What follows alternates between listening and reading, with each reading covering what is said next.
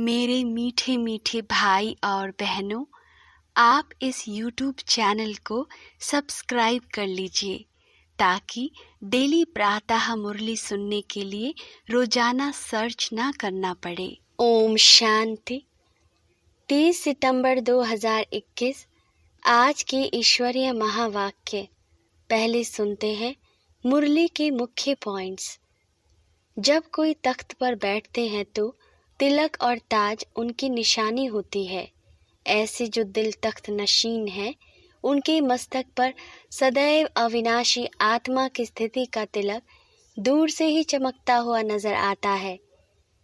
सर्व आत्माओं के कल्याण की शुभ भावना उनके नयनों से व मुखड़े से दिखाई देती है।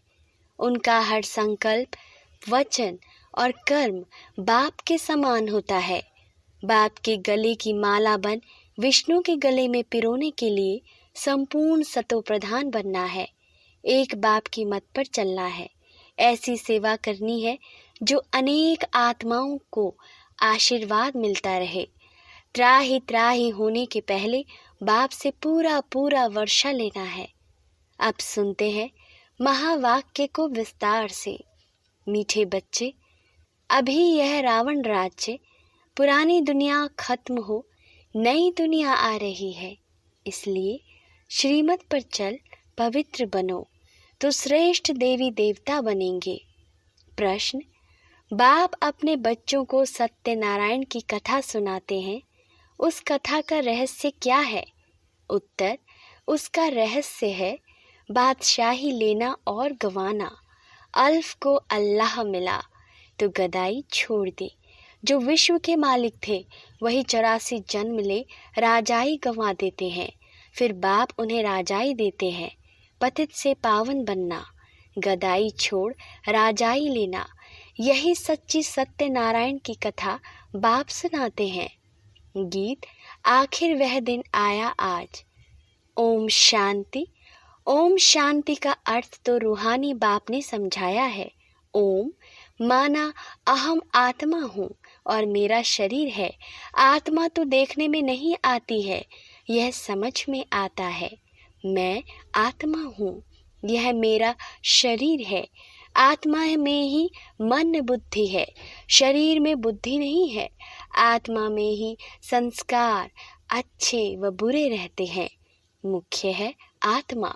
उस आत्मा को कोई देख नहीं सकते, शरीर को आत्मा देखती है। आत्मा को शरीर नहीं देख सकता। जान सकते हैं कि आत्मा निकल जाती है तो शरीर अड़ जाता है, जड़ हो जाता है। आत्मा देखी नहीं जाती है, शरीर देखा जाता है। वैसे ही आत्मा का जो फादर है, जिसको ओ गॉड फादर कहते हैं, वह भी देखने में नहीं आते हैं। उनको समझा जा सकता है, जाना जा सकता है। आत्माएं सब ब्रदर्स हैं। शरीर में आते हैं तो कहेंगे यह भाई भाई है, वह भाई बहन है। आत्माओं का बाप है परमपिता परमात्मा। जिस्मानी भाई बहन एक दो को देख सकते हैं। आत्माओं का बाप सभी का एक है, उनको देख नहीं सकते। तो बाप आए हैं पुरानी दुनिया को नया बनाने। नई दुनिया सतयुग थी, यह पुरानी दुनिया कलयुग है। इनको अब बदलना है। जैसे पुराना घर खत्म हो नया घर बनता है, वैसे यह पुरानी दुनिया खलास होनी है। सतयुग के बाद त्रेता, द्वापर, कलयुग, फिर सतयुग आना जरूर है। वर्ल्ड की हिस्ट्री, ज्योग्राफी रिपीट होनी है। सतयुग में होता है देवी देवताओं का राज्य। आधा कल्प चलता है सूर्यवंशी और चंद्रवंशी। उनको कहा जाता है लक्ष्मी नारायण की डायनेसिटी, राम सीता की डायनेसिटी। तो ये सहज है ना। फिर द्वापर, कलयुग में और धर्म आते हैं। फिर देवी देवताएं जो पवित्र थे वह अपवित्र बन जाते हैं। इनको कहा जाता है रावण राज्य। रावण को वर्ष वर्ष जलाते हैं, परंतु जलता ही नहीं है। यह है सबका बड़ा दुश्मन, इसलिए उनको जलाने की रस्म पड़ गई है। भारत का नंबर 1 दुश्मन है रावण और नंबर 1 दोस्त सदा सुख देने वाला है खुदा। खुदा को दोस्त कहते हैं ना, इस पर एक कहानी भी है। तो खुदा है दोस्त, रावण है दुश्मन, खुदा दोस्त को कभी जलाएंगे नहीं। रावण दुश्मन है, इसलिए 10 शीश वाला रावण बनाकर उनको वर्ष वर्ष जलाते हैं। गांधी जी भी कहते थे, हमें राम राज्य चाहिए, राम राज्य में है सुख, रावण राज्य में है दुख। अब यह कौन बैठ समझाते हैं? पतित पावन बाप शिव बाबा ब्रह्मा दादा। बाबा हमेशा सही कहते हैं, सही करते हैं बाप दादा। प्रजापिता ब्रह्मा भी तो सबका होगा, जिसको एडम कहा जाता है। उनको ग्रेट ग्रेट ग्रैंडफादर कहा जाता है। मनुष्य सृष्टि में प्रजापिता हुआ, प्रजापिता ब्रह्मा द्वारा ब्राह्मण, फिर ब्राह्मण सो देवी देवता बनते हैं। देवता क्षत्रिय वैश्य शूद्र बन जाते हैं। इनको कहा जाता है प्रजापिता ब्रह्मा। मनुष्य सृष्टि का बड़ा, प्रजापिता ब्रह्मा के कितने ढेर बच्चे हैं। बाबा बाबा कहते रहते हैं। यह है साकार बाबा, शिव बाबा है निराकार बाबा। गाया भी जाता है, प्रजापिता ब्रह्मा द्वारा नई मनुष्य सृष्टि रचते हैं। यह है पतित दुनिया, रावण राज्य। अब रावण की आसुरी दुनिया खत्म हो जाएगी, उसके लिए यह महाभारत लड़ाई है। फिर सतयुग में इस रावण दुश्मन को कोई जलाएंगे ही नहीं, रावण होगा ही नहीं। रावण ने ही यह दुख की दुनिया बनाई है। ऐसी नहीं जिनके पास पैसे बहुत हैं, बड़े बड़े महल आदि हैं, वह स्वर्ग में है। बाप समझाते हैं, भला किसके पास करोड़ है परंतु शांति नहीं है। पैसे आदि तो सब मिट्टी में मिल जाने वाले हैं। नई दुनिया में फिर नई खामियां निकलती हैं, जिससे नई दुनिया के महल आदि सारे बनाए जाते हैं। यह पुरानी दुनिया अब खत्म होनी है। सतयुग में है वाइसलेस संपूर्ण निर्विकारी। वहाँ बच्चे योग बल से पैदा होते हैं, विकार वहाँ होता ही नहीं। न देह अभिमान, न क्रोध, न काम, 5 विकार होते ही नहीं। इसलिए वहाँ कब रावण को जलाते ही नहीं। यहाँ तो रावण राज्य है, इसलिए सब पुकारते हैं, हे पतित पावन आओ। वह तो लिबरेटर भी है, सबका दुख हरता है। अभी सब रावण राज्य में है, बाप को आकर छुड़ाना पड़ता है। अब बाप कहते हैं, तुम पवित्र बनो, यह पतित दुनिया खत्म होनी है। जो श्रीमत पर चलेंगे वह श्रेष्ठ देवी देवता बनेंगे। विनाश तो होगा, सब खत्म हो जाएंगे, बाकी कौन बचेंगे? जो श्रीमत पर पवित्र रहते हैं, वही बाप की मत पर चल विश्व की बातें लिखती हैं, विश्व की बादशाही का वर्षा पाते हैं। इन लक्ष्मी नारायण का राज्य था ना, अभी तो रावण राज्य है जो खत्म होना है। सतयुगी राम राज्य स्थापन होना है। राम वह सीता वाला नहीं। शास्त्रों में तो बहुत फालतू बातें लिखती है। लंका यह सारी दुनिया है, इसमें रावण का राज्य है। भारत सोने की चिड़िया था सतयुग में, जबकि दूसरा कोई राज्य ही नहीं था। बाप भारत में आकर फिर से सोने की चिड़िया स्वर्ग बनाते हैं। बाकी जो जितने धर्म हैं सब खत्म हो जाएंगे। समुद्र भी उछल मारेगा। बॉम्बे क्या था, एक छोटा सा गांवरा था। अभी सतयुग की स्थापना होती है, फिर बॉम्बे आदि रहेगी नहीं। सतयुग में बहुत थोड़े मनुष्य होते हैं। कैपिटल दिल्ली होती है, जहाँ लक्ष्मी नारायण का राज्य होता है। दिल्ली सतयुग में परिस्तान थी, दिल्ली ही गति थी। राम राज्य में भी दिल्ली ही कैपिटल रहती है, परंतु राम राज्य में हीरे जवाहरों के महल थे, अतः सुख था। बाप कहते हैं, तुमने विश्व का राज्य गंवाया है, मैं फिर से देता हूँ, तुम मेरी मत पर चलो। श्रेष्ठ बनना है तो सिर्फ मुझे ही याद करो और किसी देहधारी को याद नहीं करो। अब अपने को आत्मा समझ मुझ बाप को याद करो तो तुम तमो प्रधान से सतो प्रधान बन जाओगे। तुम मेरे पास चले आओगे, तुम मेरे गले की माला बन फिर विष्णु के गले की माला बन जाओगे। माला में मैं ऊपर हूँ, फिर युगल है ब्रह्मा सरस्वती, वही सतयुग के महाराजा महारानी बनते हैं। उन्हीं की फिर सारी माला है जो नंबरवार गद्दी पर बैठते हैं। मैं भारत को इन ब्रह्मा सरस्वती और ब्राह्मणों द्वारा स्वर्ग बनाता हूँ। जो मेहनत करते हैं उन्हीं के फिर मददगार बनते हैं। आत्माओं को रहने का स्थान है परम धाम, जिसको ब्रह्मांड भी कहते हैं। हम सब आत्माएं वहाँ स्वीट होम में रहने वाली हैं बाप के साथ। वह है शांति धाम। मनुष्य चाहते हैं हम मुक्ति धाम में जाएं, परंतु वापस कोई जा नहीं सकते। सबको पाठ में आना ही है। तब तक बाप तुमको तैयार करते रहते हैं। तुम तैयार हो जाओगे तो वहाँ भी जो भी आत्माएं हैं वह सब आ जाएंगी। फिर खलास, तुम जाकर नई दुनिया में राज्य करोगे। फिर नंबरवार चक्र चलेगा। गीत में भी सुना है ना, आखिर वह दिन आया आज। भक्ति मार्ग में धक्के खाते रहते थे। बाप है ज्ञान सूर्य प्रगटा। अभी तुम्हारी बुद्धि में सृष्टि के आदि मध्य अंत का ज्ञान है। जानते हो, जो भारतवासी नरकवासी हैं वह फिर स्वर्गवासी बनेंगे। बाकी इतनी सब आत्माएं शांति धाम में चली जाएंगी। समझाना बहुत थोड़ा है। अल्फ बाबा बेबादशाही, अल्फ द्वारा बादशाही मिल जाती है, गदाई खत्म हो जाती है। उसकी कहानी बाप बैठ समझाते हैं। यह है सच्ची सत्यनारायण की कथा। बाकी सब है दंत कथाएं।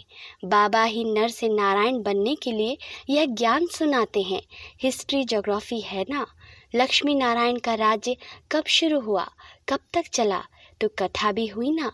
जो विश्व पर राज्य करते थे वह 84 जन्म लेकर बिल्कुल ही तमो प्रधान बन गए हैं। अभी बाप कहते हैं मैं वही राज्य फिर से स्थापन करता हूँ।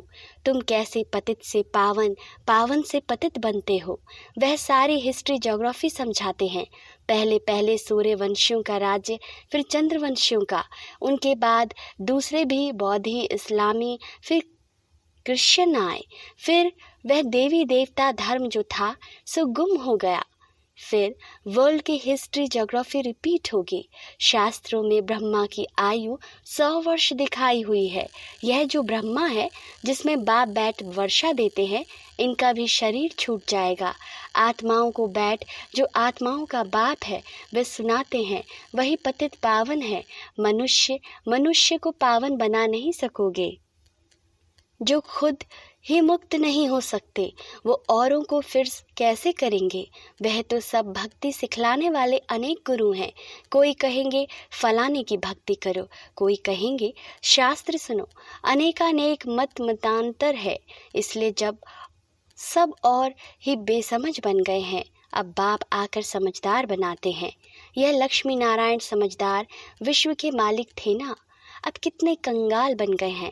फिर शिव बाबा आकर नरकवासी से स्वर्गवासी बनाते हैं। बाप कितना अच्छी तरह से समझाते हैं कि यहाँ तकदीर जग जाए। बाप आते ही हैं मनुष्य मात्र की तकदीर जगाने। सब पतित दुखी है ना, सब त्राही त्राही कर विनाश हो जाएंगे।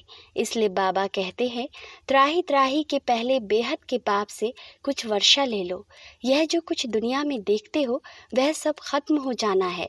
फॉल ऑफ वर्ल्ड, सतयुग में कौन कौन राज्य करते हैं। Fall of Bharat, rise of Bharat, यह भारत का ही खेल है। राइज होगा सतयुग में, अब कलयुग में फॉल होना है। यह सब रावण राज्य का पंप है, अब विनाश होना है। Fall of world, rise of world, सतयुग में कौन कौन राज्य करते हैं यह बाप बैठ समझाते हैं। राइज ऑफ भारत, देवताओं का राज्य। फॉल ऑफ भारत, रावण का राज्य। अभी नई दुनिया बन रही है, पुरानी दुनिया खत्म हो जाएगी। इसके पहले तुम पढ़ रहे हो बाप से वर्षा लेने कितना सहज है। यह है मनुष्य से देवता बनने की पढ़ाई। सन्यासियों का है ही निर्वृत्ति मार्ग, वह धर्म ही अलग है।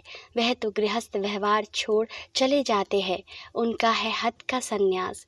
तुमको इस पुरानी दुनिया का सन्यास कर फिर यहाँ आना नहीं है, यह भी अच्छी रीति समझाना है। कौन कौन से धर्म कब आते हैं, द्वापर के बाद ही और धर्म आते हैं। पहले सुख भोगते हैं फिर दुख, ये सारा चक्र बुद्धि में बिठाना होता है। जब से तुम चक्र में आते हो महाराजा महारानी बनते हो। सिर्फ अल्फ और बे को समझाना है। बाबा किसको विलायत में जाने की मना नहीं करते हैं। यूँ तो सब चाहते हैं कि मृत्यु अपने देश में ही हो। अब विनाश तो होना ही है, हंगामा इतना हो जाएगा तो विलायत से फिर आ भी नहीं सकेंगे। इसलिए बाप समझाते हैं कि भारत भूमि सबसे उत्तम है, जहाँ बाप आकर अवतार लेते हैं। शिव जयंती भी मनाई जाती है। सिर्फ कृष्ण का नाम डालने से सारी महिमा ही खत्म हो गई है। सर्व मनुष्य मात्र का लिबरेटर यहाँ आकर अवतार लेते हैं। गॉडफादर ही है जो आकर लिबरेट करते हैं। तो ऐसे बाप को नमन करना चाहिए, उनकी जयंती मनानी चाहिए। परंतु कृष्ण का नाम डालने से सारी वैल्यू गुम करती है। नहीं तो भारत सबसे ऊंच तीर्थ है, वह बाप यहाँ ही आकर सबको पावन बनाते हैं। तो यह सबसे बड़ा तीर्थ ठहरा, सबको दुर्गति से छुड़ाए सदगति देते हैं। यह ड्रामा बना हुआ है, अभी तुम आत्माएं जानती हो। हमारा बाबा इस अपने शरीर द्वारा यह राज समझा रहे हैं। हम आत्मा इस शरीर द्वारा सुनते हैं। आत्म अभिमानी बनना है, अपने को आत्मा समझ बाप को याद करो तो कट निकलती जाएगी और पवित्र बन तुम बाप के पास आ जाओगे। जितना याद करोगे उतना पवित्र बनोगे, औरों को भी आप समान बनाओगे तो बहुतों का आशीर्वाद मिलेगा, उच्च पद पालोगे। इसलिए गाया जाता है सेकंड में जीवन मुक्ति। अच्छा, मीठे मीठे स्की लधे बच्चों प्रति माता पिता बाप दादा का याद प्यार और गुड मॉर्निंग। रूहानी बाप के रूहानी बच्चों को नमस्ते। हम रूहानी बच्चों के रूहानी बाप दादा को याद प्यार गुड मॉर्निंग और नमस्ते बाबा नमस्ते। शुक्रिया बाबा शुक्रिया। धारणा के लिए मुख्य सार। पहला, बाप के गले की माला बन विष्णु के गले में पिरोने के लिए संपूर्ण सतो प्रधान बनना है, एक बाप की मत पर चलना है। दूसरा, ऐसी सेवा करनी है जो अनेक आत्माओं की आशीर्वाद मिलती रहे। त्राही त्राही होने के पहले बाप से पूरा पूरा वर्षा लेना है। वरदान, ताज और तिलक को धारण कर बाप दादा के मददगार बनने वाले दिल तख्त नशीन भव। जब कोई तख्त पर बैठते हैं तो तिलक और ताज उनकी निशानी होती है। ऐसे जो दिल तख्त नशीन हैं उनके मस्तक पर सदैव अविनाशी आत्मा की स्थिति का तिलक दूर से ही चमकता हुआ नजर आता है। सर्व आत्माओं के कल्याण की शुभ भावना उनके नयनों से व मुखड़े से दिखाई देती है। उनका हर संकल्प, वचन और कर्म बाप के समान होता है। स्लोगन, सरल याद के लिए सरलता का गुण धारण करो, संस्कारों को सरल बनाओ। ओम शांति।